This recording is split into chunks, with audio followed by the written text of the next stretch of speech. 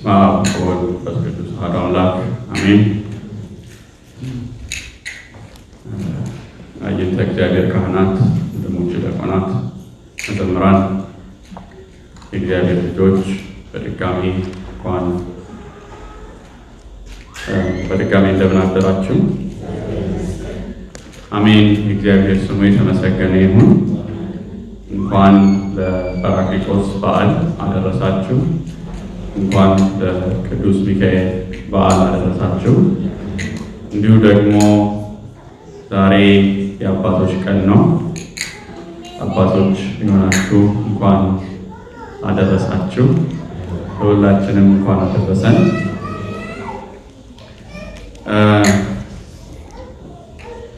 ዛሬ የምንነጋገረው ስለ መንፈስ ቅዱስ ነው። ዛሬ መንፈስ ቅዱስ የወረደበትን ቀን የምናከብርበት ቀን ነው። ላነብላችሁ የፈለግኩት የመጽሐፍ ቅዱስ ክፍል የዮሐንስ ወንጌል ምዕራፍ 14 ቁጥር 17 ጀምሮ ነው። ቁጥር 17 ነው። ከቁጥር 16 ጀምሮ ላነበው። ከቁጥር 17 ቁጥር 15 እኔም አብን እለምናለሁ ለዘላለም ከእናንተ ጋር እንዲኖር ሌላ አጽናኝ ይሰጣችኋል። እርሱ ዓለም የማያየውና የማያውቀው ስለሆነ ሊቀበለው የማይችለው የእውነት መንፈስ ነው። ነገር ግን ከእናንተ ዘንድ ስለሚኖር በውስጣችሁም ስለሚሆን እናንተ ታውቃላችሁ። ይህን የተናገረው ክብር ይግባው ጌታችን አምላካችን ኢየሱስ ክርስቶስ ነው። አጽናኝ ይሰጣችኋል። ዓለም ሊቀበለው የማይችለው የማያውቀው፣ እናንተ ግን በውስጣችሁ ስለሚሆን እናንተ ታውቃላችሁ ይላል። መንፈስ ቅዱስ እንደምታውቁት ቅድም እንደተናገርነው መንፈስ ቅዱስ እግዚአብሔር ነው። መንፈስ ቅዱስ በውስጣችን የሚያድረው እኛን ቤተ መቅደስ አድርጎ የሚያድረው እግዚአብሔር ነው። ስለዚህ እግዚአብሔር እኛን ሊሞላን በእኛ ውስጥ ከእኛ ጋር ሊኖር ይወዳል ማለት ነው። መንፈስ ቅዱስ የተሰጠበት ዋነኛ ምክንያት ለድህነታችን ነው። ጌታችን ኢየሱስ ክርስቶስ ወደዚህ ምድር ሲመጣ እኛን ለማዳን ከአለንበት ጨለማ ለማውጣት ነው የመጣው። የድህነትን ስራ የተጀመረው በእመቤታችን ማህፀን አምላክ ሰው ሲሆን ነበር። ያጠናቀቀው ደግሞ መንፈስ ቅዱስን ሲልክልን ነው። ቤተክርስቲያንም የምታከብራቸው አበይት የሚባሉት በዓላት ከብስራት ይጀምርና የመጨረሻው ጰራቅሊጦስ ነው። ስለዚህ ከድህነታችን ጋር የተገናኙት በዓላት ማለት ናቸው። ስለዚህ መንፈስ ቅዱስ መላኩ ለምናችን ነው? ለድህነታችን ነው። አንዳንዱ እንዲሁ ተአምር ለመስራት ድንቅ ነገር ለማድረግ ይሄ መንፈስ ቅዱስ ይሰጠናል። ግን በዋነኝነት ለሁላችን መንፈስ ቅዱስ የተሰጠን ወደ ምን ሊመራን ነው? ወደ ቅድስናው ሕይወት፣ ወደ ሰማያዊው ሕይወት እኛን ክርስቶስን እንድንመስል ሊያደርገን ነው መንፈስ ቅዱስ የተሰጠን። መንፈስ ቅዱስ ክርስቶስ መንፈስ ቅዱስን የላከልን ማለት ነው። መንፈስ ቅዱስ ሳይረዳን መንፈስ ቅዱስ ሳይመራን መንፈስ ቅዱስ በውስጣችን ሆኖ እኛ ሳንገዛለት ወደ ድህነት መንገድ ልንሄድ አንችልም። ስለዚህ የግድ በመንፈስ ቅዱስ ተመርተን መሆን አለበት። እንዲያውም ቅዱስ ጳውሎስ ምን ይላል? በመንፈስ የሆኑቱ እነርሱ መንግሥተ ሰማያትን ይወርሳሉ፣ በሥጋ ያሉቱ ግን ከእግዚአብሔር ጋር ጠብ አላቸው ነው የሚል። ስለዚህ በመንፈስ መሆን ማለት በእግዚአብሔር መንፈስ የእግዚአብሔር መንፈስ በውስጣችን ሆኖ በእግዚአብሔር መንፈስ መመራት ማለት ነው። ስለዚህ መንፈስ ቅዱስ የተሰጠን ሊቀድሰን ቅዱሳን ሊያደርገን። ቅዱሳን እኛ የምንወዳቸው ብዙ ቅዱሳን አሉ። እነርሱ የመንፈስ ቅዱስን ጥሪ ተቀብለው ወደ ቅድስናው ሄደው ወደሚደንቅ ልዕልና ወደሚደንቅ ክብር ደርሰዋል። ይሄ ጥሪ ግን ለእነርሱ ብቻ አይደለም። ቅዱሳን እንድንሆን ሁላችንም እንተብረናል፣ ተጠርተናል። መንፈስ ቅዱስን የሰጠን ምን እንድንሆን? ቅዱሳን እንድንሆን። መንፈስ ቅዱስ የተሰጠን ቅዱሳን እንድንሆን። መንፈስ ቅዱስ ሊቀድሰን መጣ። ነገር ግን የእኛን ትብብር ይፈልጋል። መንፈስ ቅዱስ ሊቀድሰን መጣ። ነገር ግን የእኛን ምን ይፈልጋል? ትብብር ይፈልጋል። የሁሉ ነገር ጀማሪ እግዚአብሔር ነው። የሁሉ ነገር ጀማሪ እግዚአብሔር ነው። እግዚአብሔር እኛን ሲፈጥረን እኛን ሲሰራን እኛን አላማከረንም። ሳያማክረን ነው የፈጠረን። ልፈጠረው የተፈጠረ የለም። ስለዚህ እኛን ፈጥሮ ሊያኖረን ሲጀምር ውሳኔውን የወሰነው ማን ነው? እርሱ ነው። ስለዚህ ሳያማክረን ፈጠረን። አሁንም ደግሞ ሲያድነን ከእሱ የመጣ ነው። እኛን መዳን ማን ይፈልጋል? እሱ ይፈልጋል። መንፈስ ቅዱስን ላክልን ብለን አይደለም። እሱ እኛም የምናውቀው ነገር የለም። ግን እሱ መዳናችንን ስለሚፈልግ ከእሱ ሁሉ ጊዜ እሱ ነው ጀማሪ። ነገር ግን ይላል እግዚአብሔር ሳያማክረን ፈጠረን። ያለ ፈቃዳችን ፈጠረን። ያለ ፈቃዳችን ግን አለን።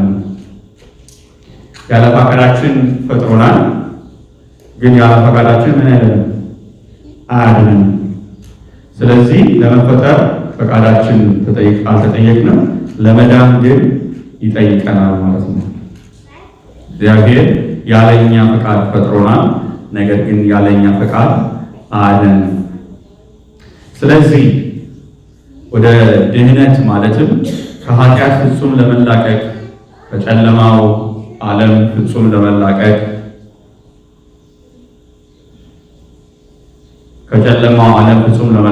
ከኃጢአት ሁሉም ለመላቀቅ ከመንፈስ ቅዱስ ጋር ምን ማለት ያስፈልጋል? መተባበር ያስፈልጋል። እሺ ማለት ፈቃድን መስጠት። ልቀድሳችሁ ሲል እኛ እሺ ብለን የቅድስናውን ሕይወት ልንመራ ያስፈልጋል። እኛ ግን እሺ ካላልን አይ እኔ የምፈልገው ገንዘቡን ነው፣ ዝናውን ነው፣ አፈሩን ነው የምንል ከሆነ መንፈስ ቅዱስን ልንቀበለው እንኳ አንችልም፣ ይከብደናል። እሱ ግን የሚፈልገው ምንድን ነው? መቀደሳችን። ሊያከብረንም የሚፈልገው በሰማያዊ ክብር እንጂ በምድራዊ ክብር አይደለም። ሊያከብረን የሚፈልገው በሰማያዊ እንጂ በምድራዊው ክብር አይደለም። ስለዚህ እኛ ምን ማለት አለብን? መተባበር አለብን። እሺ ማለት አለብን። መገዛት አለብን። በውስጣችን ላለው ለዛ ኃይል ለመንፈስ ቅዱስ ኃይል ከሱ ጋር ስንኖር መተባበር ያስፈልጋል። አለበለዚያ ግን ከሱ ተቃርነን የምንሄድ ከሆነ ግን ወደ ጨለማ እንገባው ማለት ነው። በተጠመቅን ጊዜ መንፈስ ቅዱስን ተቀብለናል። በተለይ ሚስጥረ ሜሮን በሚባለው በቅዱሱ በዘይት በቅባ ቅዱስ ተቀብለን መንፈስ ቅዱስን ተቀብለናል። እዚህ ልጆቻችን ሲጠመቁ መንፈስ ቅዱስን ከካህናቱ በበዛ በሚስጥሩ ሲያገኙ ልጆቻችን እናያለን።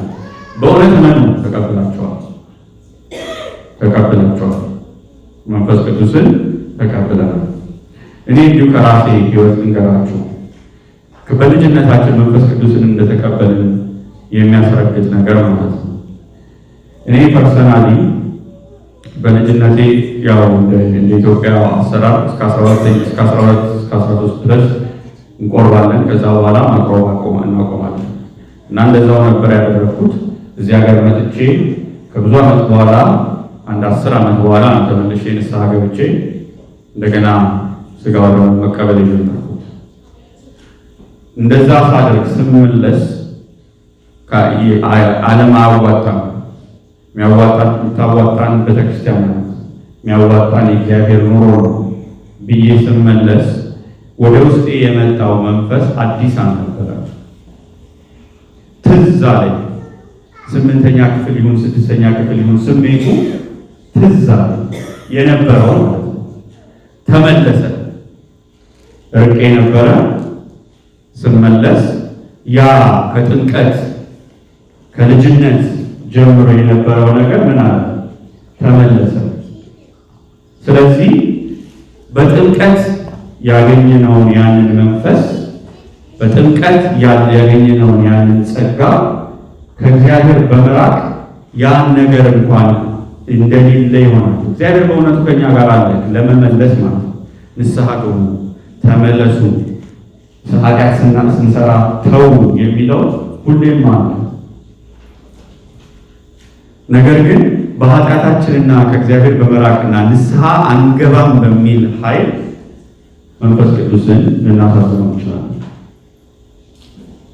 ከዛ በኋላ ግን ሁለተኛ ጥምቀት የሚሉት አባቶቻችን ንስሐ ስንገባ ኑዛዜን ስንናዘዝ ራሳችንን ስናዋርድ ሥጋ ወደሙን ስንቀበል ያ በጥምቀት ጊዜ ያገኘነው እንደገና ተመልሶ እናገኘዋለን። ስለዚህ በጥምቀት የተደረገው ሚስጥር በእውነት መንፈስ ቅዱስን ተቀብለናል። ያ መንፈስ ቅዱስ ካጣ ነው እኛ ምን ብለን አንተባበርም ብለን። ስለዚህ ንስሐ ያስፈልገናል፣ መመለስ ያስፈልገናል። ሥጋው ደግሞ ተመልሰን እየተቀበልን በእግዚአብሔር ሐሳብ በእግዚአብሔር መንገድ መሄድ ያስፈልጋል ማለት ነው። ስለዚህ በጥምቀት ጊዜ መንፈስ ቅዱስን ተቀብለናል።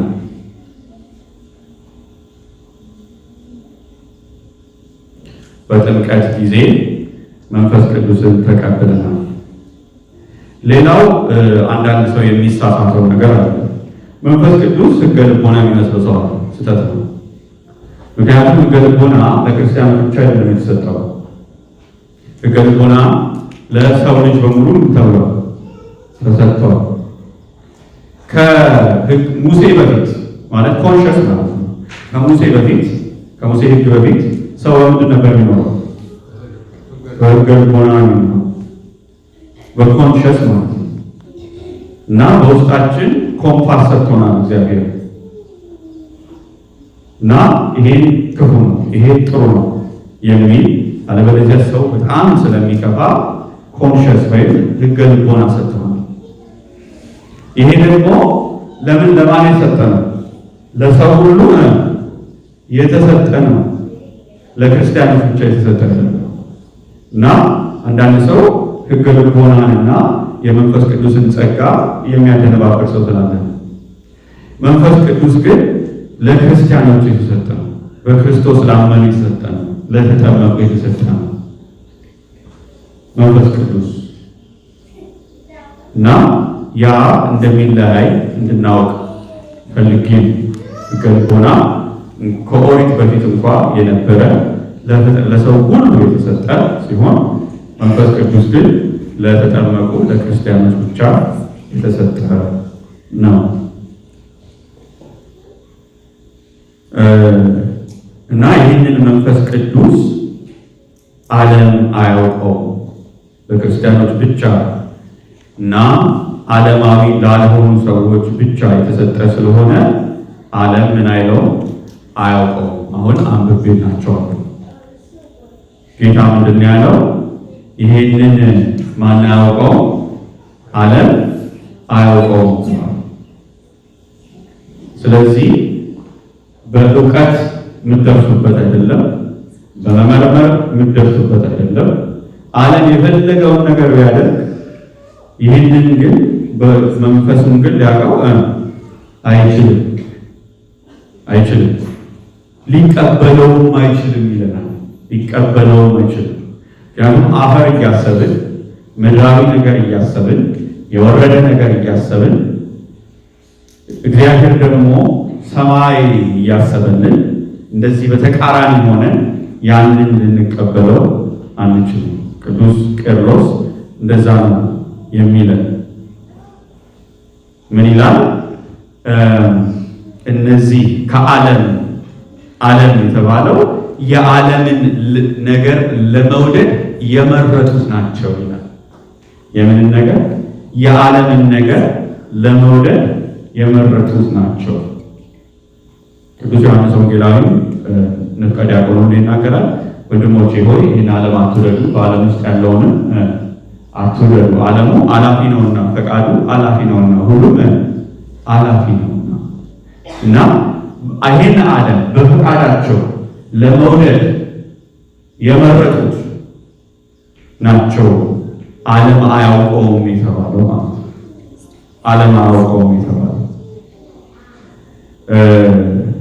የሚያውቁት ደግሞ ከዚህ ዓለም ያልሆኑት የሚፈልጉት ሰማያዊውን የሆነውን ክርስቶስን የሚፈልጉት እግዚአብሔርን የተረዱት ነገር አለ። ከእግዚአብሔር የሚበልጥ ነገር የለም የሚለው እና እግዚአብሔርንና ሰማያዊውን ነገር የሚፈልጉ የሚጠሙት እና ምድርን አፈርን የሚያልፈውን የሚጠፋውን ሳይሆን ሰማያዊውን ክብር የሚፈልጉት እነርሱ በውስጣቸው ያውቃሉ ነው። ታውቃላችሁ ነው። የተደበቀ ነገር አይደለም። በውስጣችሁ አለና ይላል። ታውቃላችሁ። ዓለም ግን ምን አይለው አያውቀው። እናንተ ግን ታውቃላችሁ፣ ከዚህ ዓለም አይደላችሁም ይላል።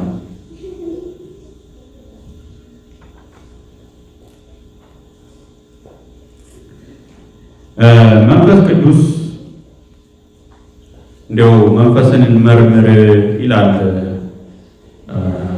መንፈስን መርምሩ ቅዱስ ጳውሎስ መንፈስን መርምሩ ይላል እና የመንፈስ ቅዱስን በውስጣችን ሲኖር ምንድን ነው የሚያደርገን የሚለውን ብናጥሩ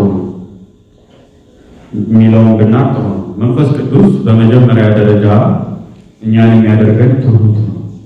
ምን ያደርገናል? ትሁት ያደርገናል። በትዕቢት የተነፋ ሰው፣ እኔ ሁሉን አውቃለሁ የሚል ሰው ግን ትህትናን የማያውቅ ሰው መንፈስ ቅዱስ አለብኝ የሚል ቢጠነቀቅ ጥሩ ነው። ምክንያቱም የተቃራኒ መንፈስ ሊሆን ስለሚችል ማለት ነው። መንፈስ ቅዱስ ምን ያደርገናል አልኳችሁ? ትሁት ያደርገናል። እንድንረዳ የሚያደርገን እኛ ምንም እንደሆነ እግዚአብሔር ደግሞ ሁሉን እንደሆነ ሁሉን እንደሚችል እኛ ምንም እንደማንችል ደካሞች እንደሆነ እግዚአብሔር ደግሞ ሁሉን እንደሚችል ኃያል እንደሆነ ሁሉ ጊዜ የምናደርገውን ነገር ለእግዚአብሔር እንሰጣለን። ይሄ በእኔ አቅም ሳይሆን በእግዚአብሔር ነው እያለን ማለት ነው። ስለዚህ መንፈስ ቅዱስ በእኛ ውስጥ ሲኖር ምን ያደርገናል አልኳችሁ? ትሁት ያደርገናል። ራሳችንን ዝቅ እንድናደርግ ያደርገናል። ሌላው ፍቅር ያደርገናል። የመንፈስ ፍሬዎች ተብሎ ስለተናገረ ማለት ነው። ምን ያደርገናል? ፍቅር ያደርገናል። እግዚአብሔርን እንድንወድ ያደርገናል። ክርስቶስን እንድንወድ ያደርገናል። የክርስቶስን ውለታ እንድንረዳ ያደርገናል። ከዛ ስለ እግዚአብሔር ስንል ደግሞ እግዚአብሔርን ስንወድ ወንድሞቻችንን እህቶቻችንን በእግዚአብሔር ፍቅር እንድንወዳቸው ያደርገናል። ወንድሞቻችን እህቶቻችንን እግዚአብሔር ምን ያህል እንደሚወዳቸው በውስጣችን ሆኖ ያስረዳናል እና ልቦናችን ፍቅር ነው። ሌላው ዓለምን የማስተው የዓለምን ነገር ሳይሆን ሰማያዊውን ነገር እንድናስብ። እንዲሁ እንዴት ነው ለምንድን ነው ይሄን ሁሉ ማታለለው ትላላችሁ? አንዳንድ ሰው ብልጭልጩ ነገር ምኑ ነገር ለምን ነው ማታለለው ስንል ማን ስላለ ነው? በውስጡ መንፈስ ቅዱስ ስላለ ነው። መንፈስ ቅዱስ ያለበት ሰው ገንዘብን አያሳድድም። መንፈስ ቅዱስ ያለበት ሰው ምድራዊውን ነገር አያሳድድም። መንፈስ ቅዱስ ያለበት ሰው ሰማያዊውን ነገር ይጠማል፣ ይፈልጋል። የሰማያዊውንም ነገር ዋጋው ብሎታል፣ ተረድቶታል። ማን አስረድቶታል? መንፈስ ቅዱስ። መንፈስ ቅዱስ ትዕግስተኞች ያደርገናል። ሁሉን ነገር እምነት ስላለ ሁሉ ነገር በእግዚአብሔር ፈቃድ እንደሆነ እናውቃለን። ብዙ መከራ ቢመጣ እንኳ በጣም ትዕግስተኞች ያደርገናል።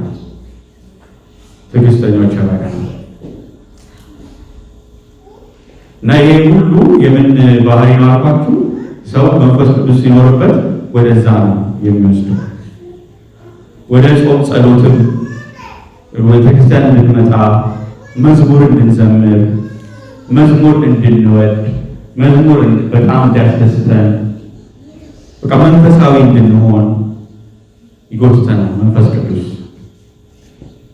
መንፈስ ቅዱስ ይሄን ይጠቃል።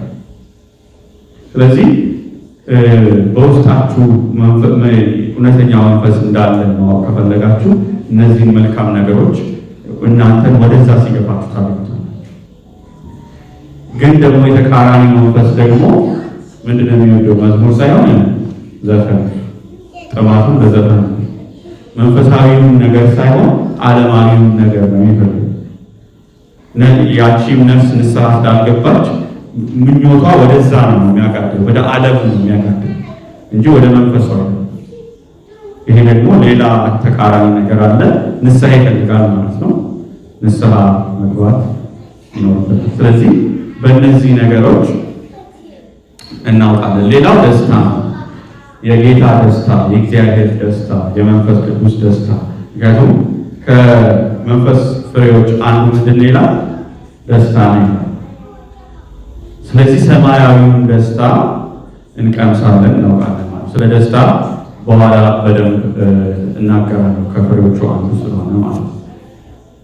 ወይም ደግሞ ስለ እሱ ልናገርና ወደ እንዴት እግዚአብሔርን ወደ እኛ እንዴት እናቀርበው የሚለውን በኋላ እናገራለሁ።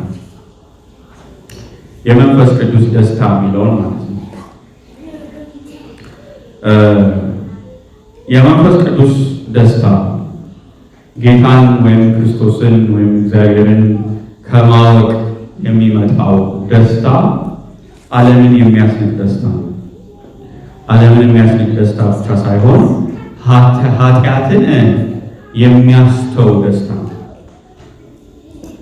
ኃጢአትን ምን የሚለው የሚያስተው ደስታ ነው። ባህሪው ያንን የመንፈስ ቅዱስን የእግዚአብሔርን ደስታ ስናገኝ የዓለምን ምን እየናቅነው እንመጣለን።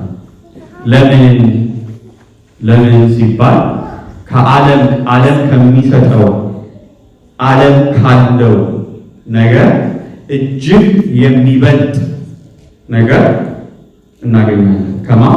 ከመንፈስ ቅዱስ ከእግዚአብሔር ዓለም ከሚሰጠው ነገር እጅግ የሚበልጥ ነገር ስታገኙ የትኛውን ትለቃላችሁ? ዓለሙን ትለቁታላችሁ። እንደው በእኛ አገር ምን ይባላል? አባይን ያላየ ምንጭ ያመሰግናል። አብዛኞቻችን ዓለማዊ የሆንን እንደዚህ ነው። አባይን ስላላየን ምን እንፈልጋለን? ምድራዊው ነገር ሰማያዊውን ስላላየን ምን እንፈልጋለን? ምድራዊውን ነገር እንፈልግ ይሸውደናል።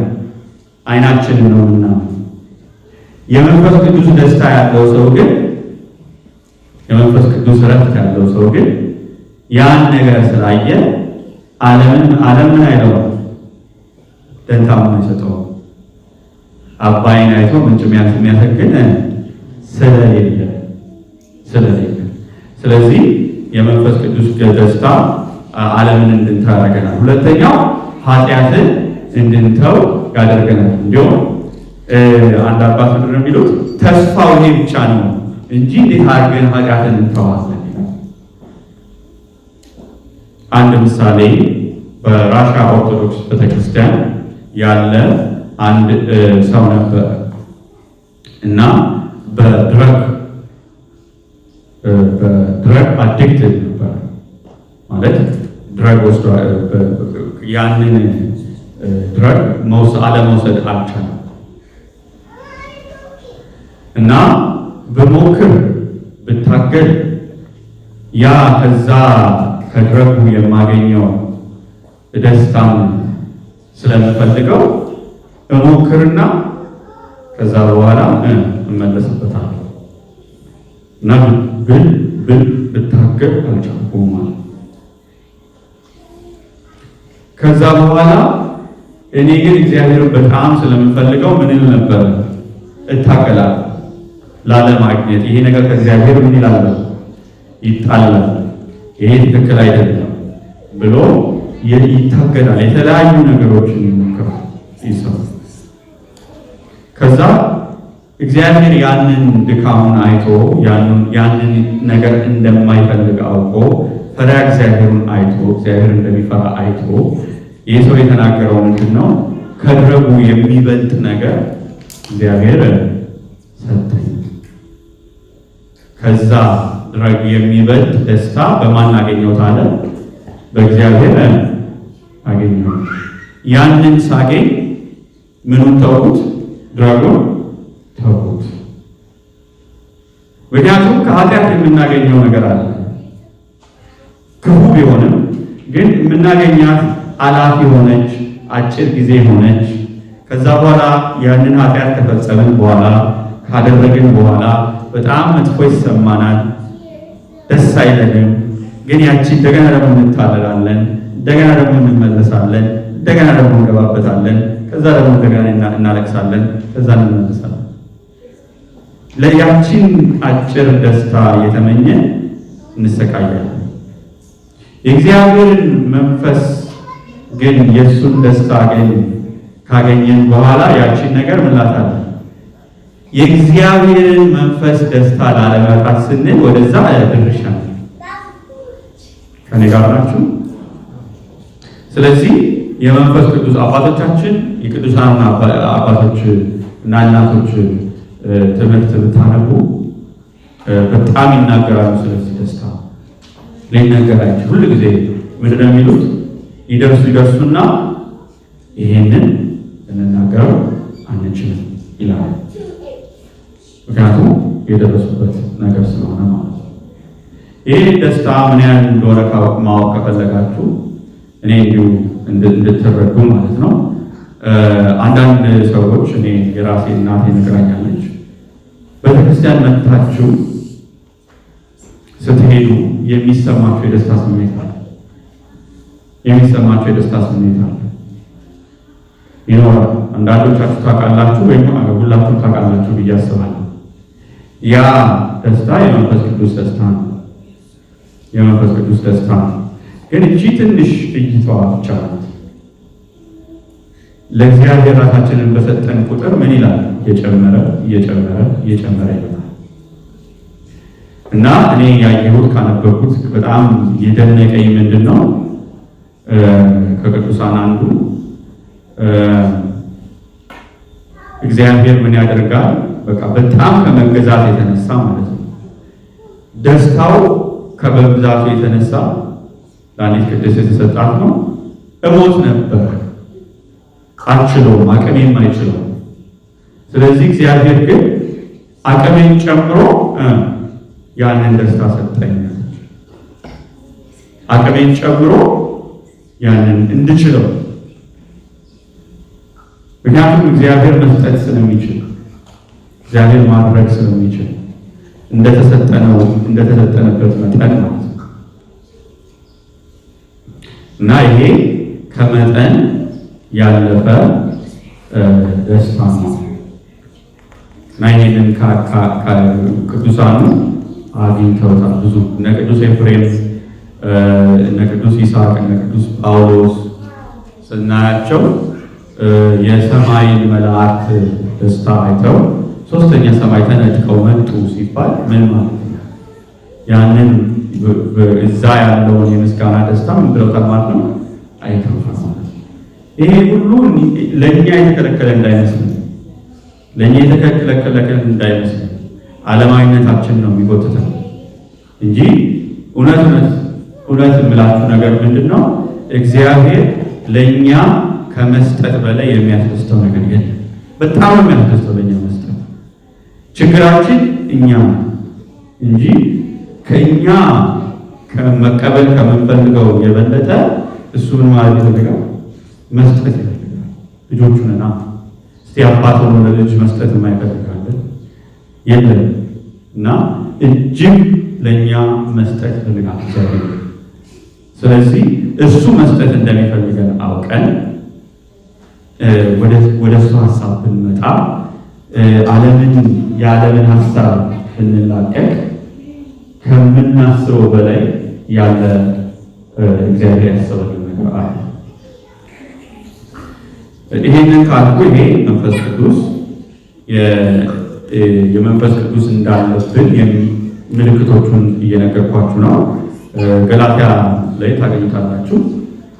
ፍቅር ይላል፣ ትዕግስት ይላል፣ ደስታ ይላል፣ ራስን መቆጣጠር ይላል። ብዙ ነገር አለ እና ደስታ ላይ ሰፋ አድርጌ ነግሬያቸዋለሁ። ሌላው የመንፈስ ቅዱስ ጸጋ የሚባል ደግሞ አለ። መንፈስ ቅዱስ ምን? ጸጋ። ጸጋ በሁለት ልንከፍለው እንችላለን። የማይታይ አለ፣ የሚታይ አለ። የሚታይ የሚባለው አሁን በመንፈስ ቅዱስ ኃይል፣ በእግዚአብሔር ኃይል፣ በክርስቶስ ኃይል ብዙ ተአምራትን ማድረግ የሚችሉ አሉ። ይሄ የሚታይ ጸጋ ነው። ሰውን የመፈወስ ጸጋ ወይም የማስተማር ጸጋ ወይም የመዘመር ጸጋ ወይም አጋንንትን የማውጣት ጸጋ፣ ክፉን መንፈስ የማውጣት ጸጋ፣ የተለያዩ የሚታዩ በሰው ፊት የሚታዩ ግን ጥቅማቸው ለሰው የሆነ ለዛ ሰው ሳይሆን ጥቅማቸው የበለጠ ለማን ነው?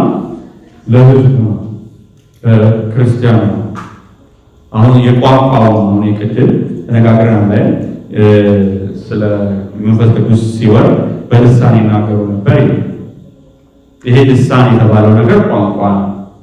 ልሳኑ ጥቅሙ ለማን ነው? ለሕዝቡ ነው። ለሕዝቡ ነው። ያው ቅዱስ ጳውሎስ ሕዝብ ተርጓሚ ከሌለ ልሳን የሚናገረው ሰው አይናገር ይላል። ለምንድን ነው እንደዛ የሚለው? ምንድን ነው የምታደርገው? ምንድን ነው የምትጮኸው? የማይሰማው ነገር ከሆነ ማለት ነው። ስለዚህ ጥቅሙ ለማን ነው? እንደዚህ አይነት አርነት ጸጋ ለሕዝቡ ነው። ለሕዝቡ ሲል እግዚአብሔር ሰውን እየመረጠ ጸጋ ይሰጣል። ያንን ጸጋ ተጠቅሞ ማንን እንዲያገለግልበት ነው? ሕዝቡ እንዲያገለግልበት ነው። እንደዚህ አይነት ጸጋዎች መጠንቀቅ አለብን። በተለይ ተአምራትን መስራት፣ አጋንንትን ማውጣት የመሳሰሉትን አይነት ጸጋዎች ጋር በጣም ጥንቃቄ ያስፈልገዋል። ጥንቃቄው ምንድን ነው? መታበይን ያመጣል፣ ትዕቢተኝነትን ያመጣል እና እግዚአብሔር በጣም ተጠንቅቆ ነው ያንን ነገር የሚሰጥ። ምክንያቱም ያ ሰው በትዕቢት እንዳይሞት ይጠነቀቅለታል። በትዕቢት እንዳይሞት ሌላ ይጠነቀቅለታል። አሁን ምሳሌ ነገራችሁ። ምክንያቱም አንድን ነገር ሌላውን ሰው ማድረግ የማይችለውን ነገር እኛ ማድረግ ስንችል እኛ ምን ብለን እናስባለን? ከሁሉ እንበልጣለን፣ እንሻላለን፣ ከኔ በላይ ማን አለ የሚል አይነት አስተሳሰብ ውስጥ ይገባል። ይሄ ደግሞ ሞት። ጌታ ምንድን ነው ያለ? እኔ ከሁሉ ምንድን ነኝ? የማንስ ነኝ፣ እኔ ከሁሉ የበታች ነኝ የሚል አይነት ምን አስተሳሰብ ሊኖረው ነው ጌታ እና እንዲሁ ለማሳየት እንዴት ታምራትን መስራት አንዳንድ ሰው የሚፈልግ ይኖራል። አንድ አባት ጥንት ነው እግዚአብሔር ጸጋውን ሰጣቸውና ሙት አስነሱ። እንግዲህ ሙት ማስነሳትን የሚያክል ተአምር የለም።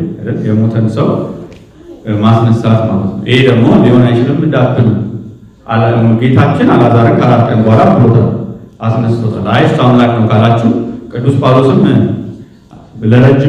ለረጅም ሰዓት ካስተማረ በኋላ አንድ ሰው ከመስኮት ወደቀ። ሲሞት ቅዱስ ጳውሎስ ሄዶ ምን አደረገ? አስነሳው። በብሉይ ኪዳንም ያስነሱ ነቢያት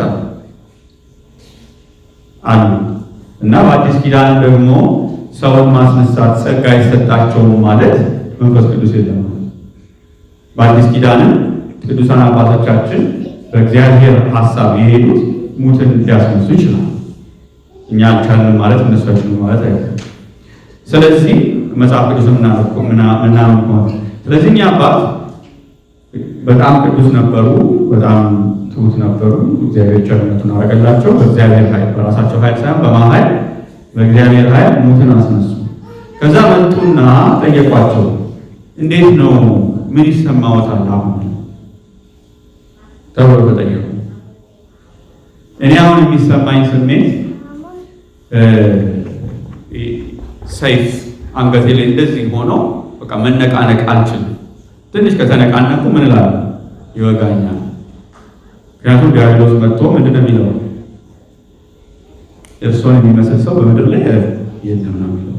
ከንቱ ውዳሴ አመጣባቸዋል እና ራሳቸውን አለማቋረጥ ካልካዱ በትዕቢት ምን ሊሉ ይችላሉ? ሊወርቁ ይችላሉ። ስለዚህ ሰይፍ እዚህ ጋር ሆኖ ትንሽ ከተነቃነቁ ምን ይለኛል?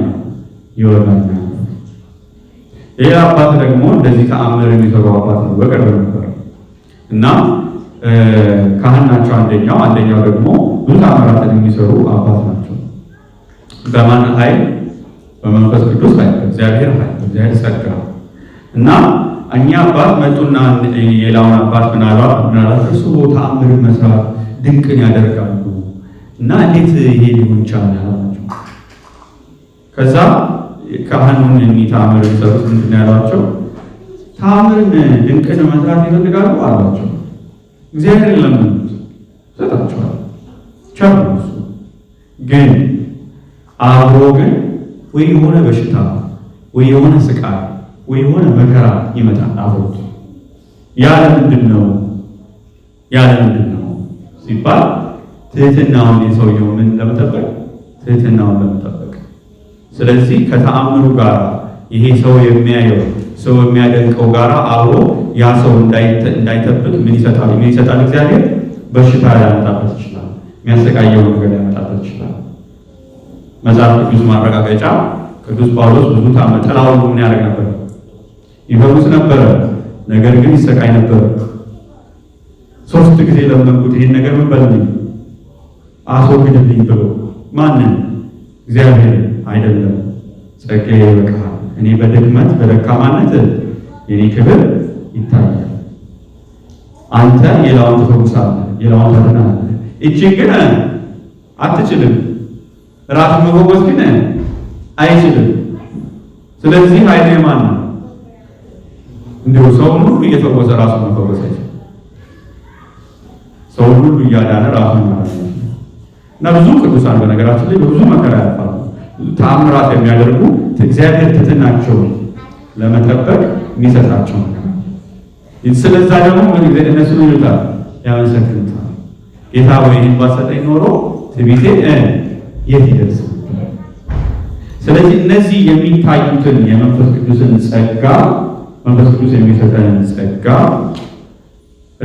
ብዙ ባንፈልገው እግዚአብሔርን ለማገልገል ካልሆነ በስተቀር እግዚአብሔር ሆይ አንተ እንዳገለግል ከወደድክ ብቻ እንጂ እኔ ይህንን ለክብር አደረገው። ምክንያቱም እኛ ለክብራችን ነው የምንፈልገው።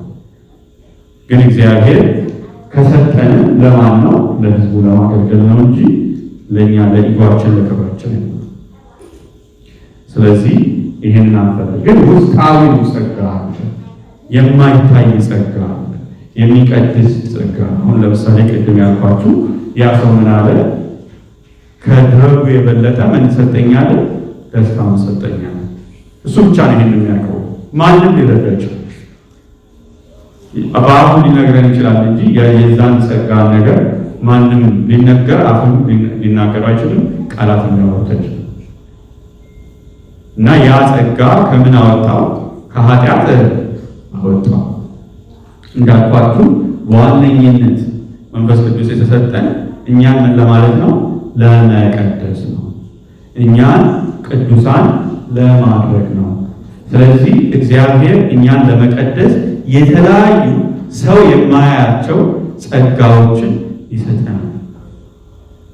አሁን ለምሳሌ ልነግራችሁ ይችላል።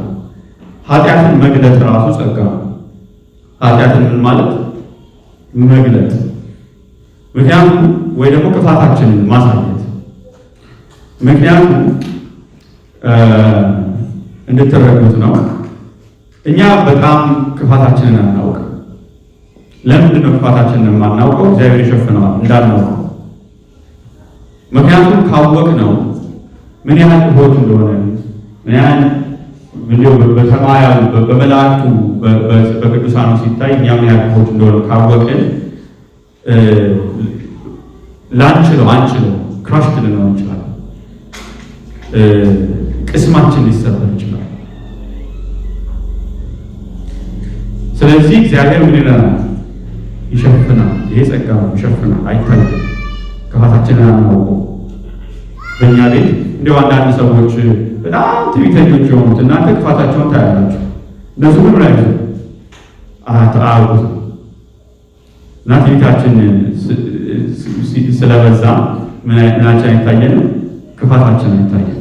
ነገር ግን እግዚአብሔርን ቸርነቱን ባወቅን ቁጥር፣ ደግነቱን ባወቅን ቁጥር፣ መሐሪነቱን ባወቅን ቁጥር እና የእግዚአብሔር ምን ያህል እንደሚወደን በተረዳን ቁጥር፣ እንደማይተወን ባወቅን ቁጥር ያ እምነታችን ሲበረታ ቀስ አድርጎ ያንን ነገር ምን ይገልጥልናል።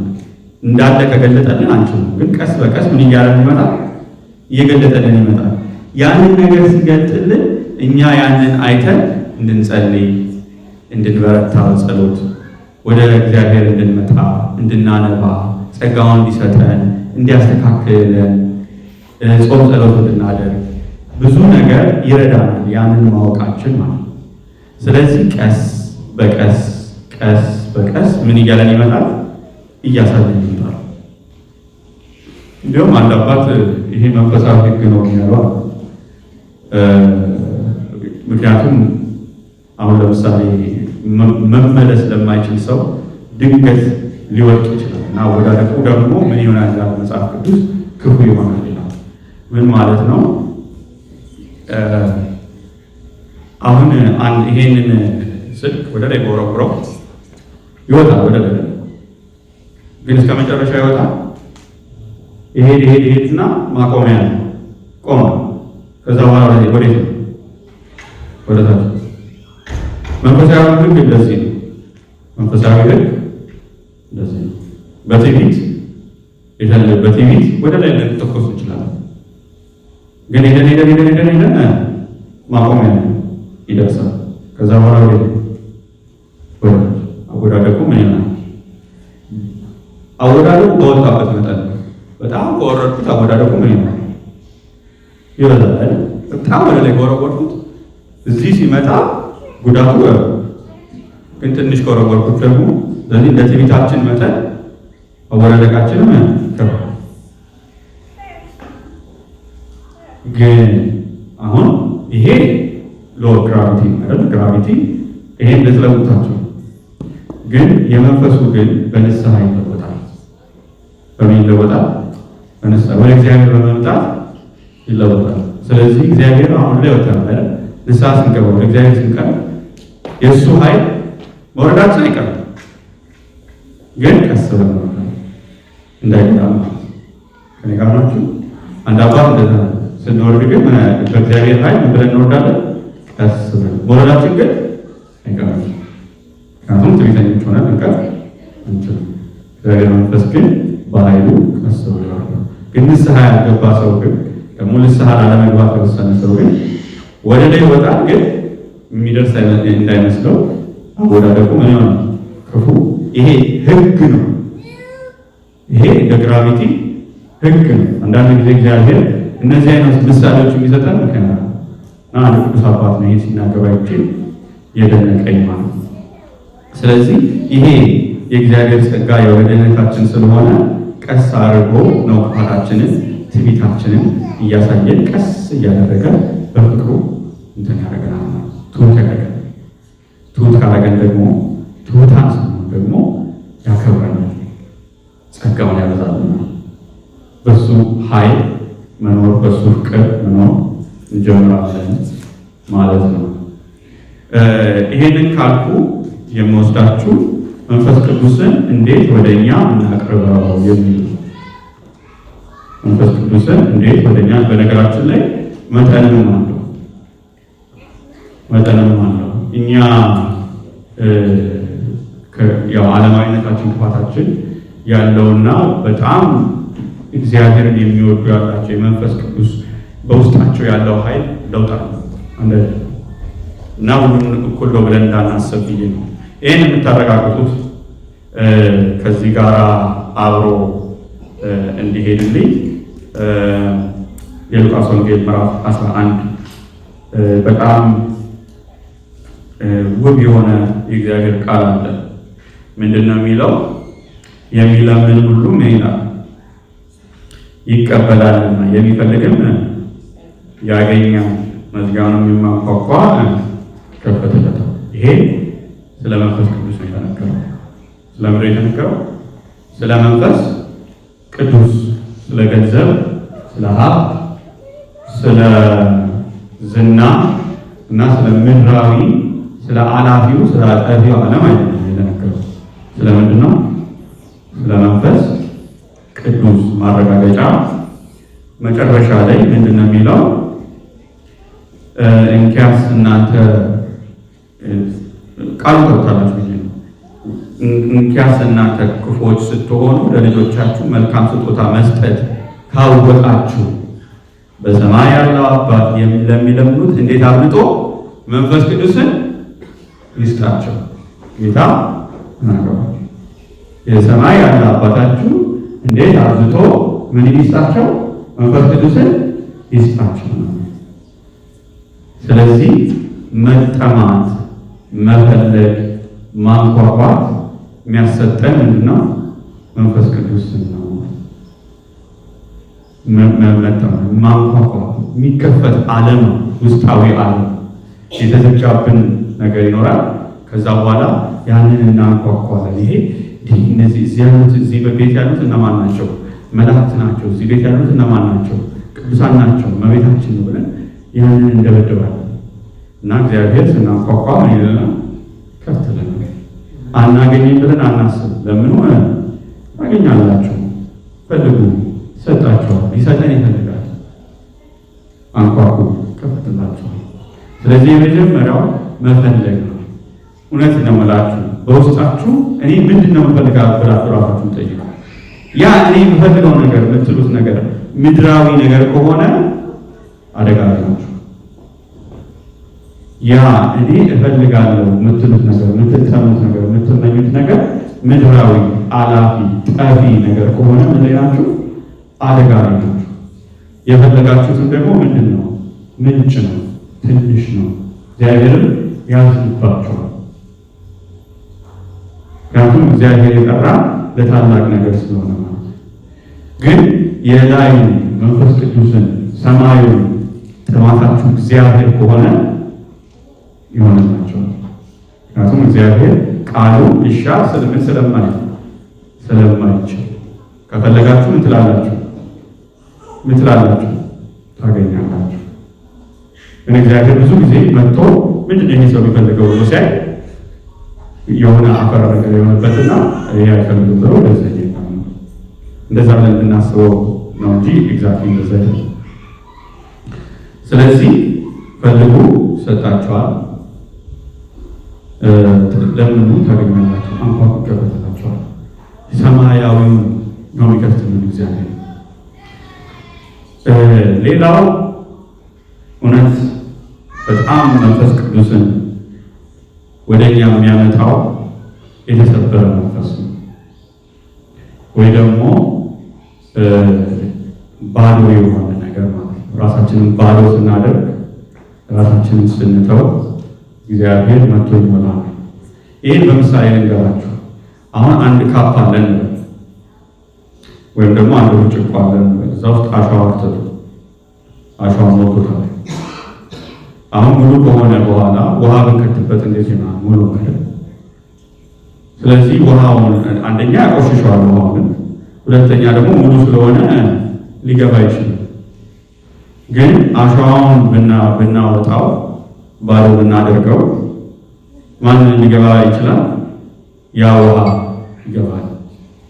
ስለዚህ ያንን ነገር ከኛም ማውጣት አሸዋውን ስናወጣው፣ ቆሻሻውን ስናወጣው ከዛ በኋላ ንጹህ ነገር ደግሞ ወደኛ ምን ሊል ይችላል? ሊገባ ይችላል።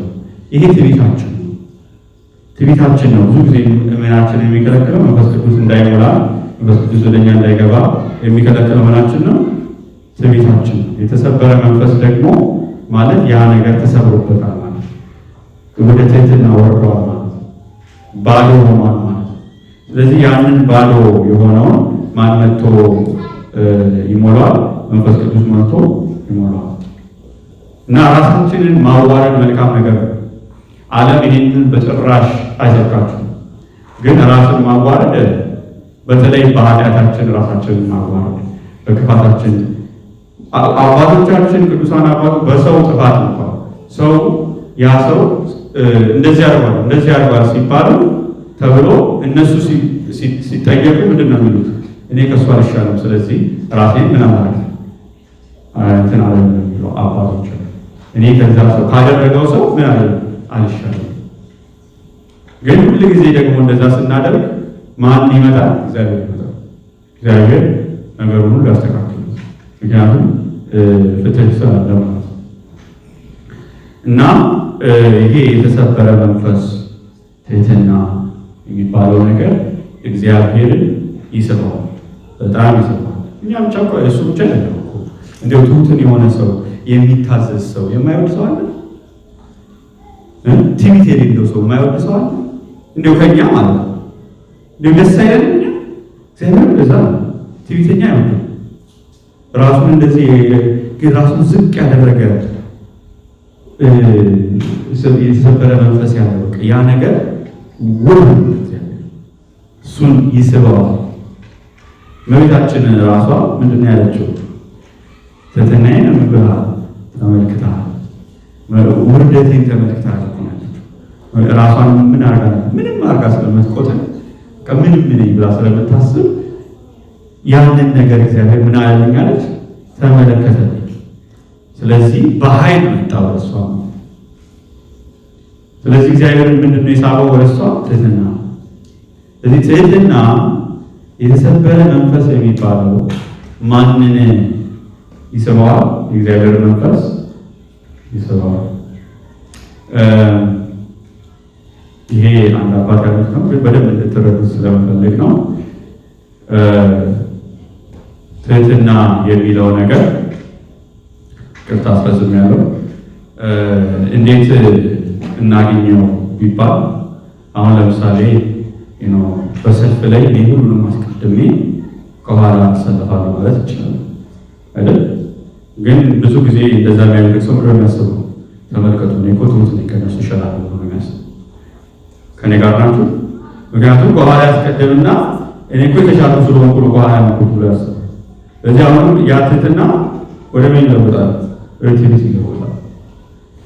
ማንኛውም ነገር እንደዚህ ስታዩት ትሕትና ይመስለንና ሳናስበው ራሳችንን ጻድቅ አድርገን ቁጭ እንላለን። እና ግን ትሁት ለመሆን እጅግ የሚጠቅመው ነገር ምንድን ነው? ይሄ ራስን ማዋረድ የሚባለው። በኢናዘር ወርድስ ኑዛዜ መታችሁ ተናዘዙ፣ ኃጢአታችሁን መታችሁ ተናዘዙ። እኔ እንደዚህ ክፉ ነኝ ብላችሁ መናገር ይቻላል። የዛን ጊዜ ምንድን ነው መንፈሳቸው የተሰበረ ይሆናል። እግዚአብሔር ያንን ይመለከታል። ለዛ ነው ቤተክርስቲያን ብዙ ጊዜ ነውና ተናዘዙ የምትልበት ምክንያት። ምክንያቱም እግዚአብሔርን ወዳችሁ መታችሁ በካህን ፊት ራሳችሁን ስታዋርዱ በእውነት የሆነ አዝናችሁ ስታዋርዱ ማን ወደ እናንተ ይመጣል? መንፈስ ቅዱስ ነው። ስለዚህ ራስን ማዋረድ ያንን ትዕቢት ሊነካችሁ ምክንያቱም መታችሁ ራሳችሁ ነው። ስለዚህ ይሄንን መንገድ ተጠቀሙ አባባ። በዚህ ጨርሳለሁ። የመጨረሻው መንፈስ ቅዱስን ወደኛ የሚያቀርበው በትህትና ከተቀበልን ቅዱስ ቁርባን ነው። ቅዱስ ቁርባን በተቀበልነው ቁጥር የመንፈስ ቅዱስ ጸጋ ወደኛ ይመጣል እና በተቻለን መጠን እንደው እኔ በዓመት አንዴ በዓመት ሁለቴ የሚባል ነገር አለ። ግን በትህትና ሆናችሁ ራሳችሁን ምንም ብላችሁ በተቻለ መጠን ሥጋው ደሙን ብትቀበሉ ኑዛዜ ብትናዘዙ ራሳችሁን ብታዋርዱ እግዚአብሔር ሰማዩን ይከፍትላችኋል። ያስተማረን የገሰጸን የወደደን አምላካችን አባታችን ኢየሱስ ክርስቶስ ከአባቱ ጋር ከመንፈስ ቅዱስ ጋር ከአጽናፍ እስከ አጽናፍ